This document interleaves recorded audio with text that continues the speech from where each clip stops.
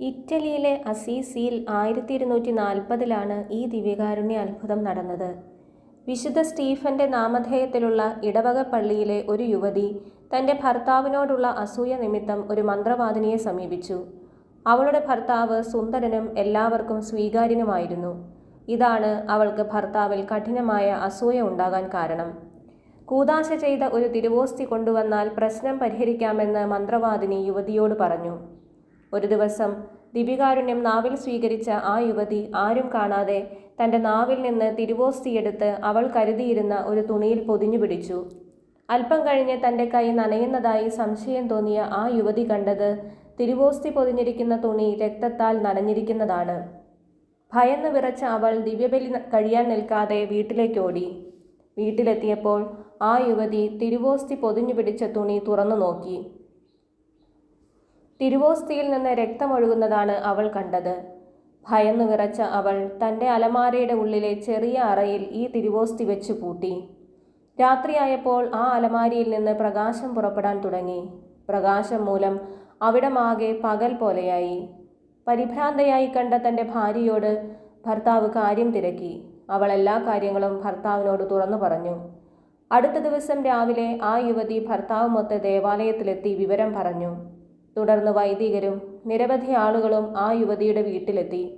ആ യുവതി പറഞ്ഞതുപോലെ തന്നെ കണ്ടു. തിരുവോസ്തിയിൽ നിന്ന് ഒഴുകിയിരുന്ന തിരുരക്തം ഒരു തളികയിൽ ശേഖരിച്ചു. വലിയ ആദരവോടെ സഭാധികാരികൾ ആ അത്ഭുത തിരുവോസ്തിയും തിരുരക്തവും നൂറുകണക്കിന് ആളുകളുടെ അകമ്പടിയോടെ പ്രദക്ഷിണമായി വിശുദ്ധ സ്റ്റീഫന്റെ ദേവാലയത്തിൽ മെഴുകുകൊണ്ട് ഉണ്ടാക്കിയ പേടകത്തിൽ പ്രതിഷ്ഠിച്ചു. തുടർന്നും 3 ദിവസത്തേക്ക് ഈ തിരുവോസ്തിയിൽ നിന്ന് രക്തം ഒഴുകിക്കൊണ്ടിരുന്നു. 1340 വീണ്ടും ഒരു അത്ഭുതം കൂടി ഇവിടെ നടന്നു. ഒരു ദിവസം ഈ അത്ഭുത തിരുവോസ്തി പ്രതിഷ്ഠിച്ചിരുന്ന സക്രാരി തുറന്നപ്പോൾ തിരുവോസ്തി അടക്കം ചെയ്തിരുന്ന മെഴുകുപേടകം പല കഷ്ണങ്ങളായി ചിന്നിച്ചിതറി കിടക്കുന്നതായി കണ്ടു. ആ കഷ്ണങ്ങളിലും തിരുരക്തം പറ്റിപ്പിടിച്ചിരുന്നു. ഈ ചിന്നിച്ചിതറിയ മെഴുകുപാത്രത്തിൻ്റെ കഷ്ണങ്ങൾ അതീവ ശ്രദ്ധയോടും ഭക്തിയോടും കൂടെ എടുത്ത് ഒരു പളുങ്കുപാത്രത്തിൽ പ്രതിഷ്ഠിച്ചു.